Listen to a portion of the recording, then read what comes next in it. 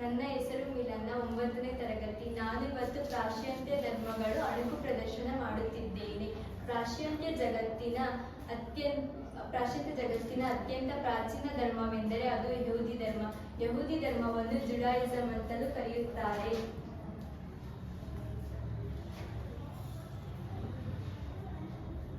ಇದರ ಅನುಯಾಯಿಗಳನ್ನು ಜೂ ಅಥವಾ ಯಹೂದ್ಯರು ಎನ್ನುತ್ತಾರೆ. ಈ ಧರ್ಮದ ಮೂಲ ಪುರುಷ ಅಬ್ರಹಾಂ ಅಥವಾ ಏಬ್ರಾಹಂ.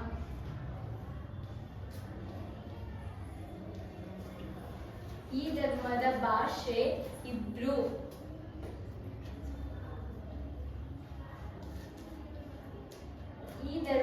ಈ ಧರ್ಮವು ಪೂಜಿಸುವ ದೇವರನ್ನು ಯಾವೆ ಅಂತ ಕರೆಯುತ್ತಾರೆ. ಈ ಧರ್ಮದ ತತ್ವಗಳು ಮತ್ತು ಪರಂಪರೆಗಳಲ್ಲಿ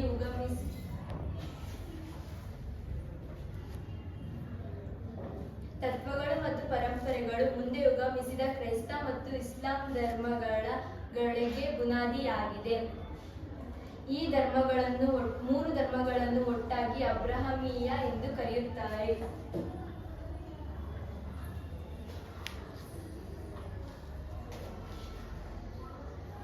ಧರ್ಮಗಳು ಎನ್ನುತ್ತಾರೆ. ಹೀಗೆ ಯಹೂದ್ಯರ ಇತಿಹಾಸಕ್ಕೆ ಬಂದಂತೆ ಡೇವಿಡ್ ಎಂಬಾತನು ಯಹೂದ್ಯರ ಮೊದಲ ದೊರೆಯಾಗಿರ್ತಾನೆ. ಇವನು ಶಕ್ತಿ ಮತ್ತೆ ಆಕಾರದಲ್ಲಿ ತನಗಿಂತ ದೊಡ್ಡವನಾದ ಗೋಲಾಯತ್ ಎಂಬ ರಾಜನನ್ನು ಸೋಲಿಸಿ ಯಹೂದ್ಯರ ಅರಸನಾಗ್ತಾನೆ. ಮುಂದೆ ಬಂದಂತೆ ಈತನ ಮಗ ಸಾಲೋಮನ್ ಎಂಬಾತನು ಯಹೂದ್ಯರ ಮೊದಲ ದೇವಸ್ಥಾನವನ್ನು ಕಟ್ಟಿಸುತ್ತಾನೆ. ಹೀಗೆ ಸಾಲೋಮನ್ ತೀರಿಕೊಂಡ ನಂತರ ಯಹೂದ್ಯ ರಾಜ್ಯವು 2 ಪ್ರಾಂತ್ಯಗಳಾಗಿ ಒಡೆದು ಹೋಗುತ್ತದೆ. ಅದರಲ್ಲಿ ಒಂದು ಇಸ್ರೇಲ್, ಇನ್ನೊಂದು ಜೂಡಾ. ಹೀಗೆ ಹಲವು ಶತಮಾನಗಳ ಕಾಲ ಈ 2 ಪ್ರಾಂತ್ಯಗಳು ಒಡೆದಾಡಿಕೊಳ್ಳುತ್ತವೆ. ನಂತರ ಯಹೂದ್ಯರು ಬೇರೆ ಬೇರೆ ಖಂಡಗಳಿಗೆ ಹೋಗಿ ನೆಲೆಸುತ್ತಾರೆ. ಅದರಲ್ಲಿ ಮಧ್ಯ ಪ್ರಾಂತ್ಯಗಳಷ್ಟೇ ಅಲ್ಲದೆ ಯುರೋಪ್, ಏಷ್ಯಾ, ಆಫ್ರಿಕಾದಂತಹ ಖಂಡಗಳಿಗೆ ಹೋಗಿ ನೆಲೆಸುತ್ತಾರೆ. ನಂತರ 2ನೇ ಮಹಾಯುದ್ಧದ ಸಂದರ್ಭದಲ್ಲಿ ಜರ್ಮನಿಯ ಸರ್ವಾಧಿಕಾರಿಯಾಗಿದ್ದ ಹಿಟ್ಲರ್ ಎಂಬಾತನು 60 ಲಕ್ಷ ಯಹೂದ್ಯರನ್ನು ಕೊಲ್ಲಿಸುತ್ತಾನೆ. ನಂತರ 2ನೇ ಮಹಾಯುದ್ಧದ ನಂತರ ವಿಶ್ವಸಂಸ್ಥೆಯ ನೆರವಿನಿಂದ ಯಹೂದ್ಯರಿಗೆ ತಮ್ಮ ಇಸ್ರೇಲ್ ರಾಷ್ಟ್ರವನ್ನು ಬಿಟ್ಟುಕೊಡಲಾಗುತ್ತದೆ. 3 ವರ್ಷಗಳ ನಂತರ ಇಸ್ರೇಲ್ ರಾಷ್ಟ್ರವನ್ನು ಬಿಟ್ಟುಕೊಡಲಾಗುತ್ತದೆ. ಯಹೂದ್ಯರ ಪವಿತ್ರ ಗ್ರಂಥವೆಂದರೆ ಇಬ್ರೂ ಬೈಬಲ್.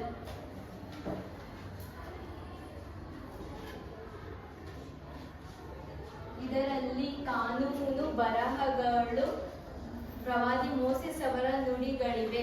ಅದರಲ್ಲಿ ವಿಭಜಿಸುವ 10 ಕಟ್ಟಳೆಗಳು. ಯಾವೇ ಹೊರತಾಗಿ ಬೇರೆ ದೇವರಿಲ್ಲ.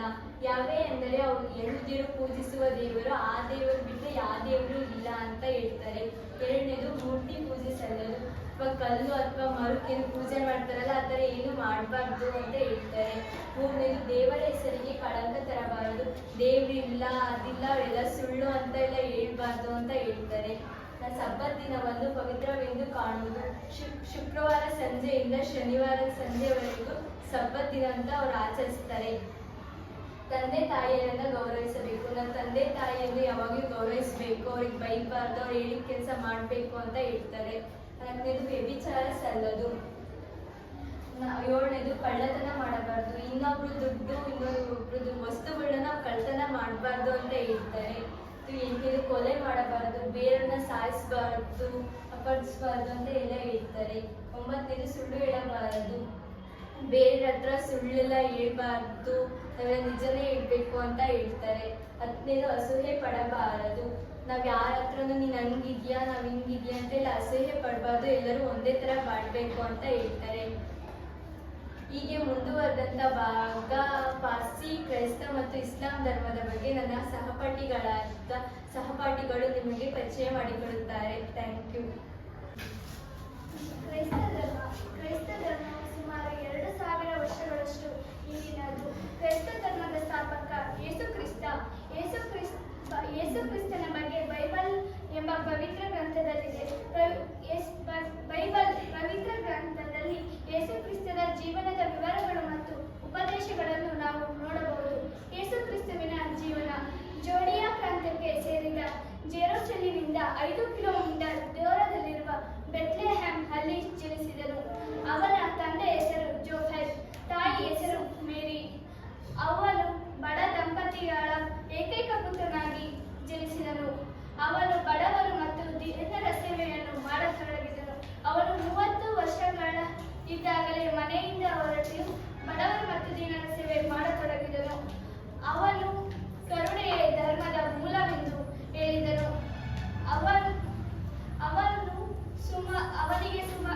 ಅವನಿಗೆ 12 ಜನ ಶಿಷ್ಯರಿದ್ದರು. ಅವರನ್ನು ಅಪೊಸ್ತಲರು ಎಂದು ಕರೆಯುತ್ತಿದ್ದರು. ಅದರಲ್ಲಿ ಪೀಟರ್ ಅವನ ಮೊದಲ ಶಿಷ್ಯನಾಗಿದ್ದನು. ಅವನ ಬೋಧನೆಗಳು ದೇವರು ಒಬ್ಬನೇ, ದಯಾಮಯಿಯಾದ ದೇವರು, ಸರ್ವ ಜೀವರಾಶಿಗಳ ತಂದೆ. ದೇವರು ಒಬ್ಬನೇ, ಬೇರೆ ಯಾವುದೇ ದೇವರಿಲ್ಲ. ದೇವರು ಒಬ್ಬನೇ ಆಯ್ತಾನೆ, ಅವನು ಬಿಟ್ಟರೆ ಬೇರೆ ಯಾರಿಲ್ಲ. ಅವನು ಒಬ್ಬನೇ ಎಲ್ಲ ಜೀವರಾಶಿಗಳ ತಂದೆ ಎಂದು ಹೇಳಿದ್ದಾನೆ. ಪ್ರತಿಯೊಬ್ಬರಲ್ಲಿ ಸಹೋದರತ್ವ ಭಾವನೆ ಇರಬೇಕು. ಪ್ರತಿಯೊಬ್ಬರು ಅಣ್ಣ ತಮ್ಮಂದಿರು ಅಂತ ಬಾಳ್ಬೇಕು ಅಂತ ಹೇಳಿದ್ದಾನೆ. ನಾವು ಕಷ್ಟದಲ್ಲಿರುವವರನ್ನು ಪ್ರೀತಿಸಿದರೆ ದೇವರನ್ನು ಪ್ರೀತಿಸಿದಂತೆ. ನಾವು ಯಾರಾದ್ರೂ ಕಷ್ಟದಲ್ಲಿದ್ರೆ ನಾವು ನೋಡ್ಬಿಟ್ಟು ಸುಮ್ಮನೆ ಹೋಗಬಾರ್ದು, ಅವ್ರಿಗೆ ನಮ್ಮ ಕೈಯಲ್ಲಿ ಆದಷ್ಟು ಸಹಾಯ ಮಾಡಬೇಕು ಎಂದು ಹೇಳಿದ್ದಾನೆ. ಅವ್ರು ನೋಡಿದ್ರೆ ನಾವು ಪ್ರೀತಿಸಿದ್ರೆ ದೇವರು ನಾವು ಪ್ರೀತಿಸುತ್ತಾನೆ ಅಂತ ಹೇಳಿದ್ದಾರೆ. ಪರರಿಂದ ಯಾವುದನ್ನು ಬಯಸದೆ ನಾವು ಅವರ ಸೇವೆಯನ್ನು ಮಾಡಬೇಕು. ನಾವು ಪರರಿಂದ ಏನು ಬಯಸಬಾರ್ದು. ಅವ್ರು ದುಡ್ಡು ಕೊಡ್ತಾರೆ ಅಂತ ನಾವು ಕೆಲಸ ಮಾಡಬಾರ್ದು ಅಂತ ಅವ್ರು ಹೇಳಿದ್ದಾರೆ. ಮಾನವನ ಸೇವೆಯು ದೇವರ ಸೇವೆಗೆ ಸಮಾನ. ನಾವು ಬೇರೆ ಸೇವೆ ಮಾಡಿದ್ರೆ ನಾವು ದೇವರ ಸೇವೆ ಮಾಡ್ದಂಗೆ ಅಂತ ಹೇಳಿದ್ದಾರೆ. ಮಾನವನ ತಪ್ಪಿಗೆ ಪ್ರಾಯಶ್ಚಿತ್ತ ಪಟ್ಟರೆ ಅದಕ್ಕೆ ದೇವರಿಂದ ಕ್ಷಮೆ ಇದೆ. ನಾವು ಬೇರೆ ತಪ್ಪು ಮಾಡಿರ್ತೀವಿ, ಅದು ನಮಗೆ ಅರ್ಥ ಆಗುತ್ತೆ ಲಾಸ್ಟಿಗೆ. ಆಮೇಲೆ ನಾವು ಅದಕ್ಕೆ ಕ್ಷಮೆ ಕೇಳಿದ್ರೆ ದೇವರು ಕ್ಷಮಿಸ್ತಾನೆ ಎಂದು ಹೇಳಿದ್ದಾರೆ. ನನ್ನ ಶತ್ರುವನ್ನು ನೀನು ಪ್ರೀತಿಸು. ಹಂಗಂದ್ರೆ ನಾವು ನಮ್ಮ ಹತ್ರ ಶತ್ರು ಮಾಡ್ಕೊಂಡಿರ್ತೀವಿ, ಅವರು ನಾವು ಪ್ರೀತಿಸಿದ್ರೆ ಅವರು ನಮ್ಮನ್ನು ಪ್ರೀತಿಸ್ತಾರೆ ಅಂತ ಹೇಳಿದ್ದಾರೆ. ನನ್ನನ್ನು ಕೆಡಕನ್ನು ಬಯಸುವವರನ್ನು ನೀನು ಒಳ್ಳೆಯದನ್ನು ಬಯಸು. ಹಂಗಂದ್ರೆ ನಾವು ಇವಾಗ ಬೇರೆ ಕೆಟ್ಟದನ್ನ ಬಯಸ್ತಿರ್ತಾರೆ, ಅದಕ್ಕೆ ನಾವು ಒಳ್ಳೆಯದಾಗಲಿ ಅವರಿಗೆ ಅಂತ ಹೇಳ್ಬೇಕು ಅಂತ ಹೇಳಿದ್ದಾರೆ. ಯೇಸು ಕ್ರಿಸ್ತನನ್ನು ರೋಮನ್ ಸೈನಿಕರು ಗೊಲಾದ ಎಂಬ ಬೆಟ್ಟದಲ್ಲಿ ಶಿಲುಬೆಗೇರಿಸಲಾಯಿತು. ಅವರ ಶಿಲುಬೆಗೇರಿಸಿದ ನಂತರ ಅವರ 12 ಜನ ಶಿಷ್ಯಂದಿರು ಕ್ರೈಸ್ತ ಧರ್ಮದ ಪ್ರಚಾರವನ್ನು ಮಾಡತೊಡಗಿದರು. ಅವರ ಭಾಷೆ ಅರಬಿಕ್ ಮತ್ತು ಸೆಲೆಟಿಯಕ್ ಎಂಬ ಭಾಷೆ ಇತ್ತು ಅವರಿಗೆ.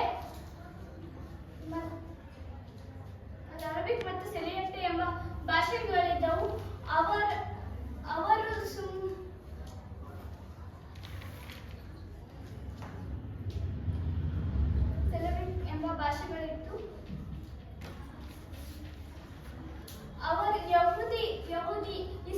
ಇಸ್ರಾಯೇಲಲ್ಲಿ ಯಹೂದಿ ಧರ್ಮವು ಆಳ್ವಿಕೆ ಮಾಡ್ತಿತ್ತಲ್ಲ, ಯಹೂದಿಯರು ಅವನನ್ನು ಮುಖಂಡನಾಗಿ ಆಯ್ಕೆ ಮಾಡ್ಕೊಂಡ್ರು.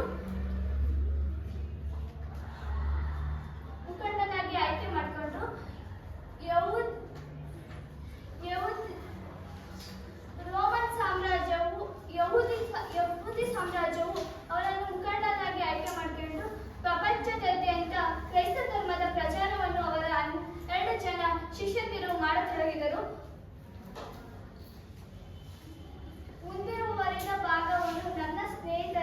ಮುಂದುವರೆದ ಧರ್ಮವನ್ನು ನನ್ನ ಸ್ನೇಹಿತರಾದ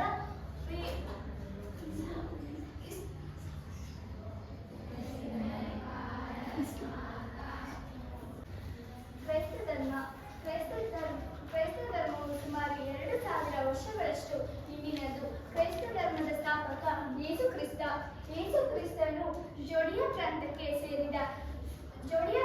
ಸೇರಿದ ಜೆರುಸಲೇಮಿನಿಂದ 5 ಕಿಲೋಮೀಟರ್ ದೂರದಲ್ಲಿರುವ ಬೆತ್ಲೆಹೆಮ್ ಅಲ್ಲಿ ಜನಿಸಿದನು. ಅವನ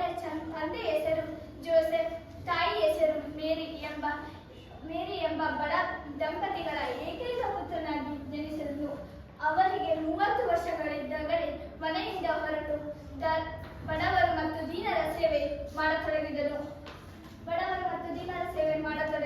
ಕರುಣೆಯೇ ಧರ್ಮದ ಮೂಲವೆಂದು ಹೇಳತೊಡಗಿದನು.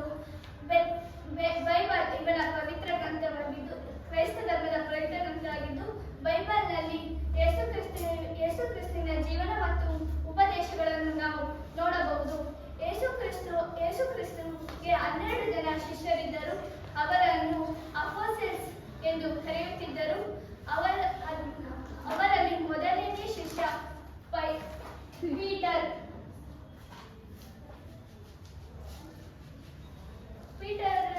ಪೀಟರ್ ಅವರ ಮೊದಲ ಶಿಷ್ಯನಾಗಿದ್ದನು. ಅವನನ್ನು ಶಿಲುಬೆಗೆ ಏರಿಸಿದ ನಂತರ ಅವನನ್ನು ರೋಮನ್ ಸೈನಿಕರು ಗೋಲ್ಯಾಟ ಎಂಬ ಬೆಟ್ಟದ ಮೇಲೆ ಶಿಲುಬೆಗೆ ಏರಿಸಿದರು. ಶಿಲುಬೆಗೆ ಏರಿಸಿದ ನಂತರ ಅವರ 12 ಜನ ಶಿಷ್ಯಂದಿರು ಕ್ರೈಸ್ತ ಧರ್ಮದ ಪ್ರಚಾರ ಮಾಡತೊಡಗಿದರು.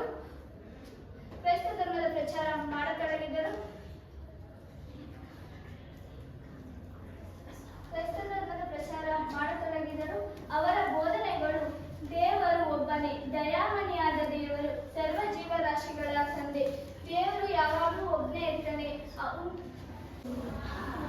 ಇಸ್ಲಾಂ ಧರ್ಮ ಪ್ರಾರಂಭವಾಗಿದ್ದು ಅರೇಬಿಯಾ ದೇಶದಲ್ಲಿ. ಇದು ಪಶ್ಚಿಮ ಏಷ್ಯಾದ ಒಂದು ಪರ್ಯಾಯ ದ್ವೀಪವಾಗಿದೆ. ಈ ಪ್ರದೇಶ ಮರುಭೂಮಿಯಾಗಿದ್ದರಿಂದ ವ್ಯವಸಾಯಕ್ಕೆ ಯೋಗ್ಯವಾಗಿರಲಿಲ್ಲ. ಇದರಿಂದಾಗಿ ಇದು ಅರಬ್ಬರು ವಲಸಿಗರಾಗಿ ಫಲವತ್ತಾದ ಭೂಮಿ ಹಾಗೂ ನೀರನ್ನು ಹುಡುಕಿಕೊಂಡು ಅಲ್ಲೇ ನೆಲೆಯೂರುತ್ತಿದ್ದರು. ಆ ನೆಲೆಯೂರಿದ ಪ್ರದೇಶಗಳೇ ಮೆಕ್ಕ ಹಾಗೂ ಮದೀನಾ.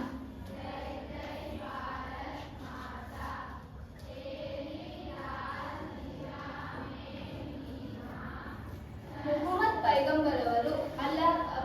ಪೈಗಂಬರವರು ಇಸ್ಲಾಂನ ಪ್ರವರ್ತಕರು.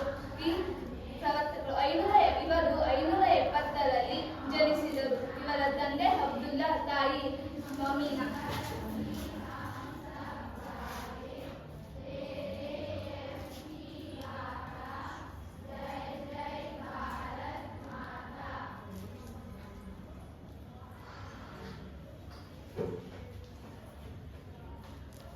ಮೊಹಮ್ಮದ್ ಪೈಗಂಬರ್ ಹುಟ್ಟುವ ಮೊದಲಿಗೆ ಅವರ ತಂದೆಯನ್ನು ಕಳೆದುಕೊಂಡರು.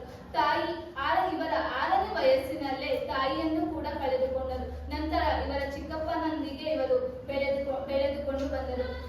ಮೂಲತಃ ಇವರ ಚಿಕ್ಕಪ್ಪನು ಕೂಡ ವ್ಯಾಪಾರಿಯಾಗಿರುವುದರಿಂದ ದೂರದ ಸ್ಥಳಗಳಿಗೆ ಪ್ರಯಾಣಿಸಬೇಕಾಗಿರುತ್ತಿತ್ತು. ಆಗ ಮೊಹಮ್ಮದನು ಕೂಡ ಇವರೊಂದಿಗೆ ಸಹ ಪ್ರಯಾಣಿಕರಾಗಿ ಹೋಗುತ್ತಿದ್ದರು.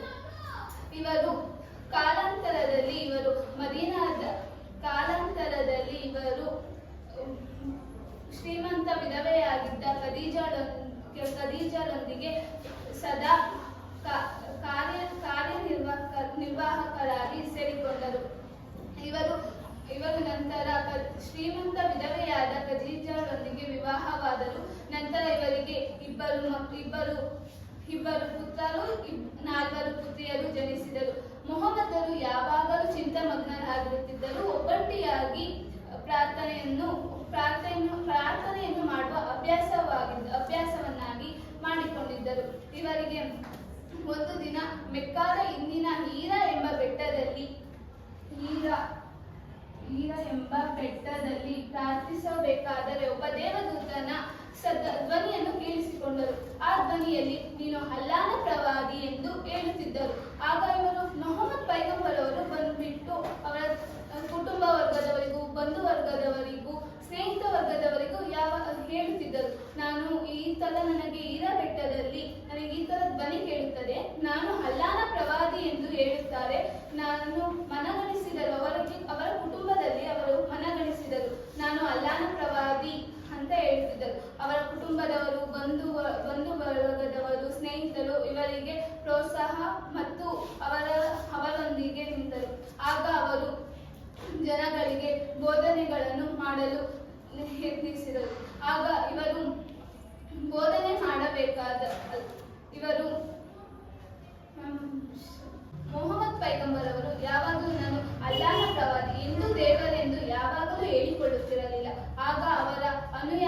ಮತ್ತು ಅವರ ಶಿಷ್ಯಂದಿರು ಇವರ ಏಳುವ ಬೋಧನೆಗಳನ್ನು ಬರಿತಾ ಹೋದರು. ಆ ಬರೆದ ಬೋಧನೆಗಳನ್ನು ಇಸ್ಲಾಂ ಧರ್ಮದ ಪವಿತ್ರ ಕುರಾನ್ ಎಂದು ಹೇಳಿದರು. ಆಗ ಇವರಿಗೆ ಪವಿತ್ರ ಗ್ರಂಥ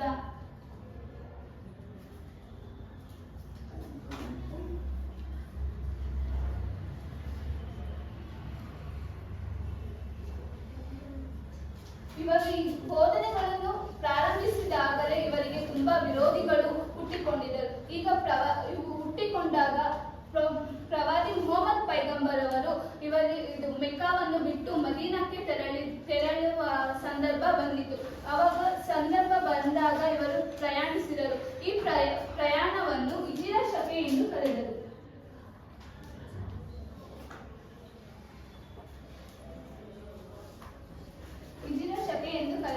ಇವರು ಮದೀನಾದಲ್ಲಿ ಬೋಧನೆಯನ್ನು ಮಾಡಿದಾಗ ಬುಡಕಟ್ಟು ಸಮಾಜದವರನ್ನೆಲ್ಲರನ್ನೂ ಒಂದುಗೂಡಿಸಿ ಇವರನ್ನು ಅವಾಗ ನಾನು ಹುಟ್ಟಿದ ಸ್ಥಳದಲ್ಲಿ ನಾನು ಬೋಧನೆಯನ್ನು ಮಾಡಬೇಕು, ನನಗೆ ಶಿಷ್ಯಂದರು ಜಾಸ್ತಿ ಆಗಿರುವುದರಿಂದ ನಾನು ಹೋಗಿ ಮೆಕ್ಕಾದಲ್ಲಿ ಬೋಧನೆಯನ್ನು ಮಾಡಬೇಕು ಎಂದು ತಮ್ಮ ಅನುಯಾಯಿಗಳು ಮತ್ತು ಶಿಷ್ಯಂದರು ಎಲ್ಲರೂ ಸೇರಿಕೊಂಡು ಮತ್ತೆ ಮದೀನಾದಿಂದ ಮೆಕ್ಕಕ್ಕೆ ಪ್ರಯಾಣಿಸಿದರು. ಆಗ ಮೆಕ್ಕಾದಲ್ಲಿ ಅವರು ಹೋಗಿ ಬೋಧನೆಯನ್ನು ಪ್ರಾರಂಭಿಸಿದರು. ಇವರು 632ರಲ್ಲಿ ಕೊನೆಯುಸಿರೆಯನ್ನು ಎಳೆದರು.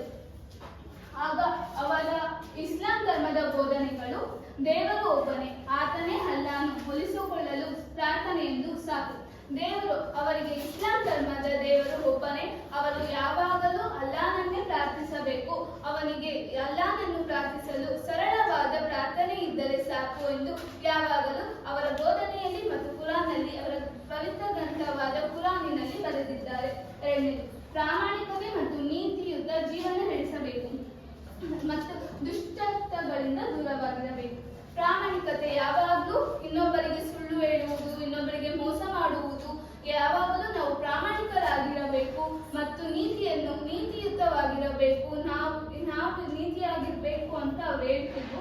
ಮತ್ತೆ ಬೇರೆ ಕೆಟ್ಟತನದಿಂದ ಬೇರೆಯವರಿಗೆ ತೊಂದರೆ ಕೊಡುವುದು, ಈ ತರದ ಬೇರೆ ಬೇರೆ ದುಶ್ಚಟಗಳಿಂದ ದೂರ ಇರಬೇಕು ಅಂತ ಕುರಾನ್ ಗ್ರಂಥದಲ್ಲಿ ಹೇಳುತ್ತಿದ್ದರು. ಮೂರನೇದು, ದೀನ ದುರ್ಬಲರ ಬಗ್ಗೆ ಕರುಣೆ ಹಾಗೂ ಸ್ತ್ರೀಯರ ಬಗ್ಗೆ ಗೌರವಿಸಬೇಕು. ದೀನ ದುರ್ಬಲ ಅಂದರೆ ಈ ಭಿಕ್ಷುಕರು ಇಂಥವರಿಗೆಲ್ಲ ನಾವು ಸಹಾಯ ಮಾಡಬೇಕು ಮತ್ತು ಎಲ್ಲರಿಗೂ ಕರುಣೆ ತೋರಿಸಬೇಕು. ಸ್ತ್ರೀಯರಿಗೆ ಎಲ್ಲರಿಗೂ ಗೌರವಿಸಬೇಕು ಅಂತ ಇಸ್ಲಾಂ ಧರ್ಮದಲ್ಲಿ ಹೇಳ್ತಿದ್ದರು. ಇಸ್ಲಾಂ ಧರ್ಮದ ಆಚರಣೆಗಳು: ಕಲಿಮಾ, ಅಲ್ಲಾಹನಲ್ಲಿ ಮಾತ್ರ ನಂಬಿಕೆ, ಮಹಮ್ಮದರು ಅವರ ಪ್ರವಾದಿಗಳು. ಅಲ್ಲಾಹನಲ್ಲಿ ನಾವು ಬೇರೆ ದೇವರುಗಳು ಮತ್ತು ಮೂರ್ತಿಗಳಲ್ಲಿ ಯಾವತ್ತೂ ನಂಬಿಕೆ ಇರಬಾರದು, ಬರೀ ಅಲ್ಲಾಹನಲ್ಲಿ ಮಾತ್ರ ನಂಬಿಕೆ ಇರಬೇಕು, ಮಹಮ್ಮದರು ಮಾತ್ರ ಅವರ ಪ್ರವಾದಿಗಳು ಅಂತ ಹೇಳುತ್ತಿದ್ದರು. ಎರಡನೇದು, ನಮಾಜ್. ಪ್ರತಿದಿನ 5 ಬಾರಿ ಅಲ್ಲಾಹನಿಗೆ ಪ್ರಾರ್ಥನೆ ಸಲ್ಲಿಸಬೇಕು. ನಾವು ಯಾವಾಗಲೂ ಏನೇ ಮಾಡದಿದ್ದರೂ ಅಲ್ಲಾಹನಿಗೆ 5 ಬಾರಿ ನಮಾಜನ್ನು ಮಾಡಲೇಬೇಕು ಎನ್ನುವ ಆಚರಣೆ ಇವರು ಹೊಂದಿದ್ದರು. ರೋಜಾ, ರಂಜಾನ್ ತಿಂಗಳಲ್ಲಿ ಉಪವಾಸ ಇರಬೇಕು. ನಾವು ಯಾವಾಗಲೂ ರಂಜಾನ್ ತಿಂಗಳಲ್ಲಿ ಉಪವಾಸ ಇಲ್ಲವಾದಲ್ಲಿ ಇವರಿಗೆ ಅಲ್ಲಾಹನಲ್ಲಿ ಕೋಪ ಬರುತ್ತಿತ್ತು. ಅದಕ್ಕೆ ರಂಜಾನ್ ತಿಂಗಳಲ್ಲಿ ನಾವು ಯಾವಾಗಲೂ ಉಪವಾಸ ಇರಬೇಕಾಗಿತ್ತು. ಜಕಾತ್, ಆದಾಯದಲ್ಲಿ ನಿಗದಿಪಡಿಸಿದ ಭಾಗವನ್ನು ಬಡವರಿಗೆ ದಾನ ಮಾಡಬೇಕಾಗಿತ್ತು. ಆದಾಯದಲ್ಲಿ ನಾವು ಎಷ್ಟೊಂದು ದುಡಿತಿದ್ದು ನಮ್ಮ 1/4% ಅನ್ನು ಬೇರೆಯವರಿಗೆ ದಾನ ಕೊಡಬೇಕು ಮತ್ತೆ ಬಡವರಿಗೆ ದಾನ ಕೊಡಬೇಕು ಅಂತ ಅಲ್ಲಾಹನ ಪ್ರವಾದಿಯಾಗಿದ್ದ ಮೊಹಮ್ಮದ್ ಪೈಗಂಬರ್ ಅವರು ಇದರಲ್ಲಿ ಹೇಳಿದರು. ಜೀವನದಲ್ಲಿ 1 ಬಾರಿ ಮೆಕ್ಕಾಕ್ಕೆ ಯಾಕೆ ಕೈಗೊಳ್ಳಬೇಕಾಗಿತ್ತು ಎಂದು ಮೊಹಮ್ಮದ್ ಪೈಗಂಬರ್ ಅವರು ಹೇಳಿದ್ದರು. ಜೀವನದಲ್ಲಿ ನಾವು 1 ಬಾರಿಯಾದರೂ ಮೆಕ್ಕಾಗೆ ಹೋಗಿ ಬರಬೇಕೆಂದು ಹೇಳಿದ್ದರು. ಧನ್ಯವಾದ. ಪಾರ್ಸಿ ಧರ್ಮವು ಪರ್ಷಿಯಾದಲ್ಲಿ ಪ್ರಾರಂಭವಾದರೂ ಇದು ಭಾರತದಲ್ಲಿ ತನ್ನದೇ ಆದ ಪ್ರಭಾವವನ್ನು ಹೊಂದಿದೆ.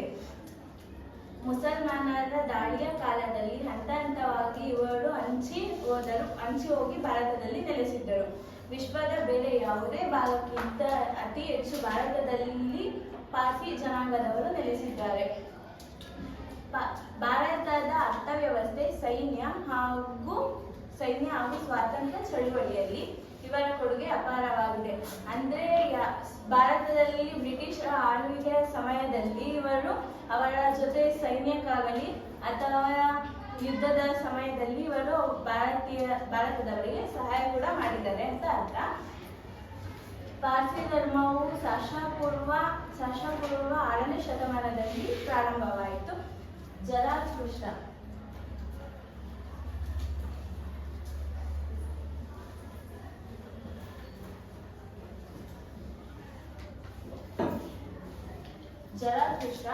ಈ ಧರ್ಮದ ಸ್ಥಾಪಕರಾಗಿದ್ದರು. ಇವರು ಇರಾನಿನ ಪ್ರವಾದಿ ಕೂಡ ಹಾಗೂ ಧಾರ್ಮಿಕ ಸುಧಾರಕರು ಕೂಡ ಆಗಿದ್ದರು. ಆದ್ದರಿಂದ ಈ ಧರ್ಮವನ್ನು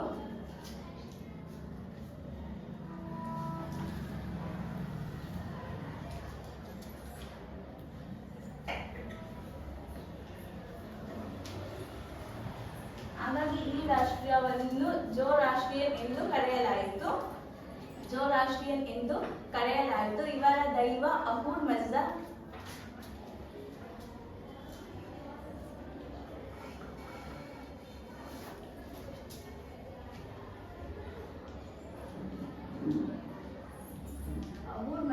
ಇವರ ದೈವವಾಗಿತ್ತು.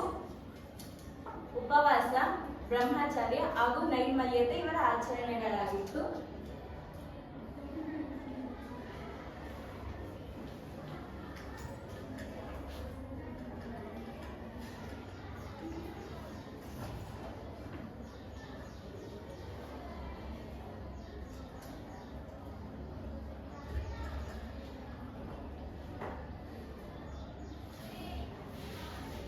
ಉಪವಾಸ, ಬ್ರಹ್ಮಚರ್ಯ, ನೈರ್ಮಲ್ಯತೆ ಇವರ ಆಚರಣೆಗಳಾಗಿತ್ತು.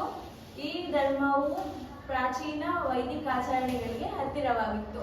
ಉದಾಹರಣೆಗೆ, ಒಳಿತು ಕೆಡುಕುಗಳ ನಡುವಿನ ಸಂಘರ್ಷದಲ್ಲಿ ಒಳಿತು ಗೆಲುವು ಸಾಧಿಸುವುದರಿಂದ ಮಾನವನು ಒಳಿತನ್ನೇ ಆಯ್ಕೆ ಮಾಡಿಕೊಳ್ಳಬೇಕು ಎಂಬುದು ಇವರ ನಂಬಿಕೆಯಾಗಿತ್ತು. ಏನೆಂದ್ರೆ ಅಂದ್ರೆ ಒಳ್ಳೆಯದು ಕೆಟ್ಟದ್ರ ನಡುವೆ ಯಾವಾಗಲೂ ಒಳ್ಳೆಯದು ಗೆಲುವು ಕಾಣುತ್ತೆ ಅನ್ನೋದ್ರ ಮೂಲಕ ಈ ಮಾತನ್ನು ಹೇಳಲಾಗಿದೆ.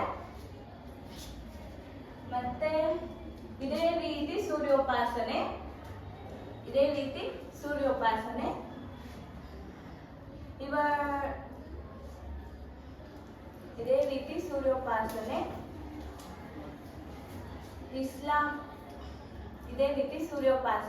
ಪಾರ್ಸಿ ಮೂಲ ಗ್ರಂಥವಾದ